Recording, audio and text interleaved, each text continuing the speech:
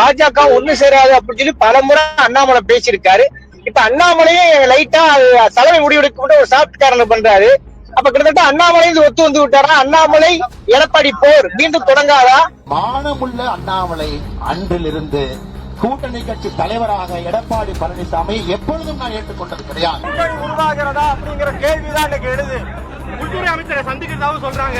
ஐயா, அரசியல் ரீதியாக இந்த நேரத்துல நான் பதில் சொல்லக்கூடிய நிலைமையில நான் இல்லைங்க ஐயா. பழனிசாமி அதிமுகவை கொண்டு போய் அமித்ஷா காலையில் வித்து விட்டார், விற்பனை செய்து விட்டார். நாம் ரோஷமுள்ள தொண்டை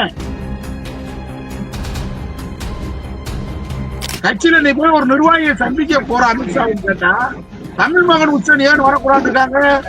இஸ்லாமியர் சிறுபான்மை சமூகத்தை சேர்ந்த அவைத் தலைவர் உடன் வரக்கூடாது. இதான் பாஜக கண்டிஷன்.